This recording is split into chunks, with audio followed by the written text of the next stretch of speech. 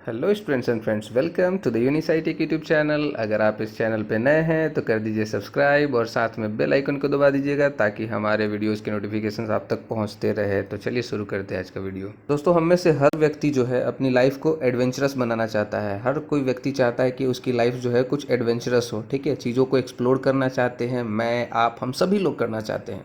और जब बात स्पेस की हो तो क्या ही बोले। आप लोगों ने बहुत सारे साइंस फिक्शन मूवी देखे होंगे, जैसे स्टार ट्रेक हो गया, ग्रेविटी हो गया, इंटरस्टेलर हो गया। इन सभी चीज़ों को देखकर आपके अंदर भी मन में इच्छा जगती होगी, आपको एक्सप्लोर करना है चीज़ों को, स्पेस में क्या क्या चीज़ें होती है, इन सभी रहस्यों के बारे में जानना रहता है। हर साइंटिस्ट जो है वो ज़रूर चाहता है स्पेस के बारे में कुछ ना कुछ जानना। ये इतना बड़ा है कि इसे हर कोई एक्सप्लोर करना चाहता है। आप भी स्पेस ट्रैवल करना चाहते होंगे। स्पेस में बिलियंस ऑफ गैलेक्सीज़ है और गैलेक्सी में जो है, हर गैलेक्सी में ट्रिलियंस ऑफ स्टार्स है। इतने स्टार्स है आप उसको काउंट भी नहीं कर सकते हो। खैर, इस वीडियो में हम लोग बात करेंगे स्पेस के रिलेटेड कुछ अमेजिंग फैक्ट्स के बारे में। तो चलिए शुरू करते हैं इस वीडियो को। Fact number 1, space is completely silent. Space जो है हमारा कम्प्लीटली साइलेंट होता है। क्यों? इसको ऐसे समझिए। किसी भी साउंड वेव को ट्रैवल करने के लिए आप लोगों ने फिजिक्स में पढ़ा होगा कि उसको मीडियम की ज़रूरत होती है। मीडियम में जो पार्टिकल्स होते हैं वो वाइब्रेट जब तक नहीं करेंगे तब तक वो साउंड वेव को एक जगह से दूसरे जगह कैरी नहीं कर सकते हैं।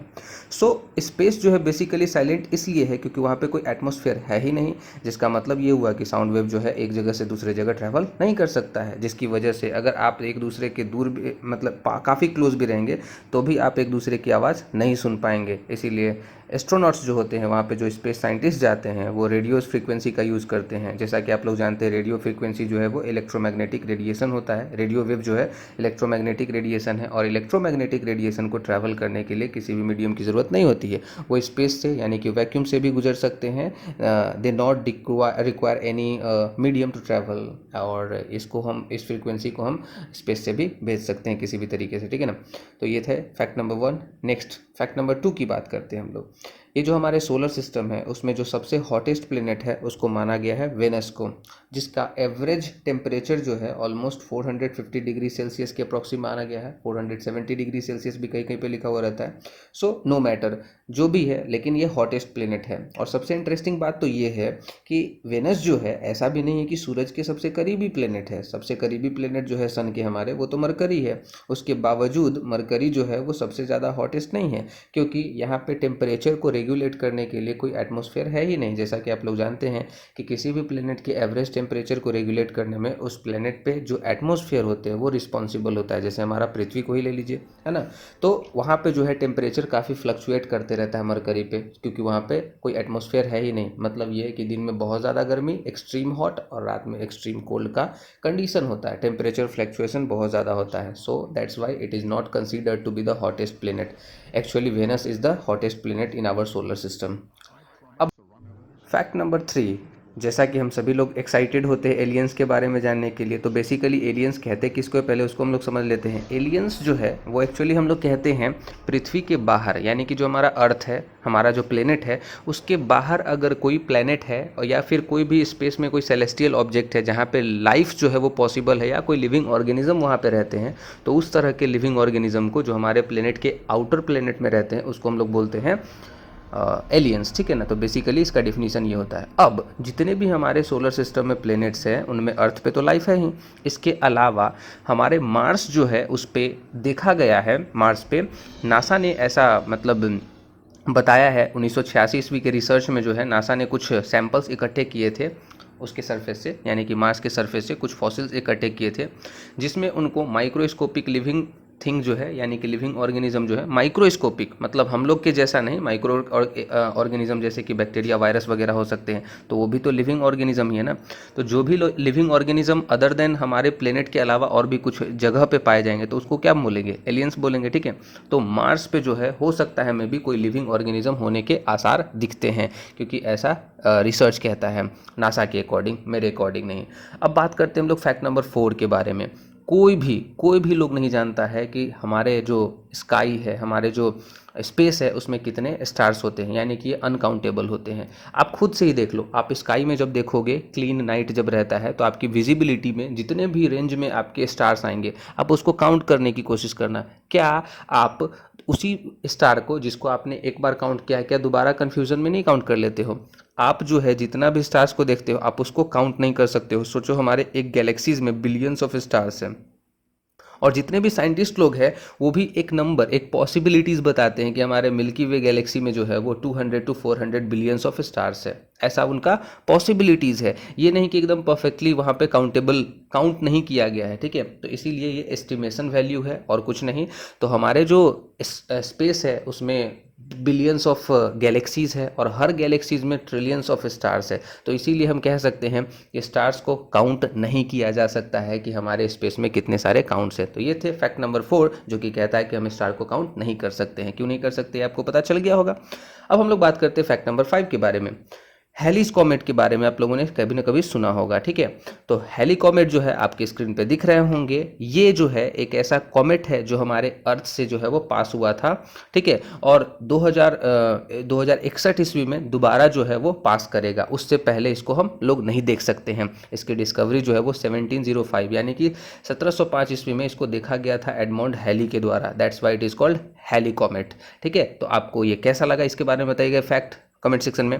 सबसे बड़ी बात यह है इस फेमस जो हेली कॉमेट है उसका ये है कि ये 1986 ईस्वी में लास्टली देखा गया था। सबसे पहले इसकी डिस्कवरी 1705 में हुई थी एडमंड हेली के द्वारा, जिसके नाम पे इसका नाम दिया गया हेलीज कॉमेट। लेकिन ये सबसे लास्ट में यानी कि हमारे जनरेशन में सबसे लास्ट में 1986 में देखा गया था। अब कब देखा जाएगा? फ्यूचर में 2061 यानी कि 2061 ईस्वी में इसको देखा जाएगा। हर 75 से 76 साल के बाद ये ही दिखता है। उसके बाद फिर 75 ईयर्स का आप काउंट कर लीजिएगा, तब आपको आके दिखेगा। अब हम लोग बात करते हैं फैक्ट नंबर 6 के बारे में।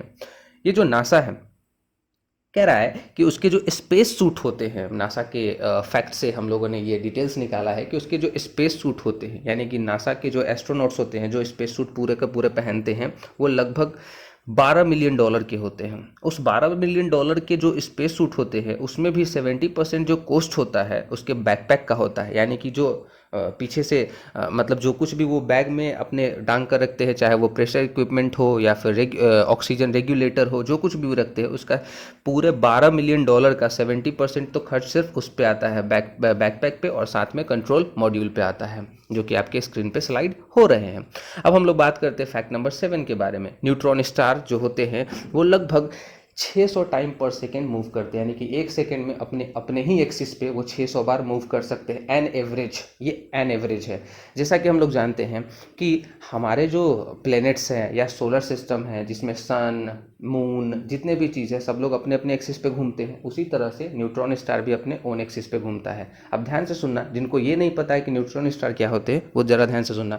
न्यूट्रॉन स्टार जो है वो किसी भी स्टार के मामले में सबसे ज़्यादा डेंसेस्ट स्टार होता है। डेंसेस्ट स्टार का मतलब ये हुआ कि ये जो इसकी डेंसिटी जो होती है, जितने भी दुनिया में स्टार्स है, जितने भी स्पेस में स्टार्स है, उन सभी में सबसे ज़्यादा जो है इसी की डेंसिटी होती है। ऐसा क्यों? इसका कारण है कि इसका जो रेडियस होता है लगभग 10 किलोमीटर में ही होता है, सिर्फ और सिर्फ 10 किलोमीटर, यानी कि 3 मील्स के बराबर, 6 माइल्स के बराबर होते हैं, सॉरी। तो अब इसका रेडियस जो है इतना कम है और इसका जो वेट होता है हमारा सन जो है उससे लगभग जो है बहुत ज़्यादा, यानी कि 6 से 7 गुना जो है इसका मास होता है। तो सोचिए, रेडियस इतना कम और मास में हमारे सन से भी ज़्यादा होगा, तो डेंसिटी ऑफकोर्स ज़्यादा होगा। अब इस डेंसिटी की वजह से क्या होता है, और इसका फॉर्मेशन जो होता है, एक और बात याद रखिएगा, इसका फॉर्मेशन जो होता है सुपरनोवा एक्सप्लोजन की वजह से होता है। जिन लोगों को ये नहीं पता है सुपरनोवा एक्सप्लोजन क्या होता है, कार्ड सेक्शन में आपकी वीडियो स्लाइड हो रहा है, इस पर मैंने ऑलरेडी एक वीडियो बनाया हुआ है, तो आप उसको जा करके देख लेना, ठीक है।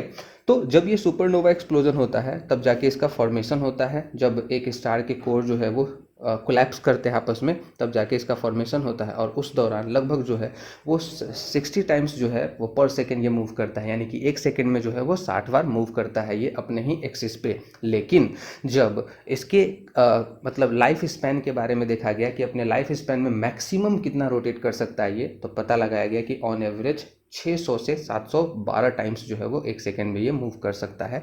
और ये सब होता है इसके फिजिकल स्ट्रक्चर की वजह से। इसका फिजिकल स्ट्रक्चर जो है वो छोटा है। इसको आप इस तरीके से समझ सकते हैं कि आप एक वो फुटबॉल ले लीजिए और एक छोटा सा बॉल ले लीजिए, क्रिकेट बॉल ले लीजिए, ठीक है, और दोनों को एक साथ जो है एक ही स्पीड से, एक ही फोर्स से घुमाइए दोनों को। आप देखेंगे कि जो फुटबॉल है वो धीरे धीरे घूम रहा है और आप देखेंगे कि जो क्रिकेट बॉल है आपका वो स्पीड में घूम रहा है। कारण साइज़ का मैटर है, ठीक है। तो साइज़ जो होता है उसकी वजह से हमारा जो है वो रोटेशन डिपेंड करता है ना। तो यही सब चीज़ें जो है वो फैक्ट है, इंटरेस्टिंग फैक्ट्स है। और कैसी लगी आपकी वीडियो ये ज़रूर कमेंट सेक्शन में लिखिएगा। ये थोड़ा न्यू था और क्या कहूँ, लाइक कमेंट और शेयर कर दीजिएगा अगर अच्छी लगी वीडियो तो। तब तक के लिए स्टे सेफ, हैव फन, जय हिंद, वंदे मातरम।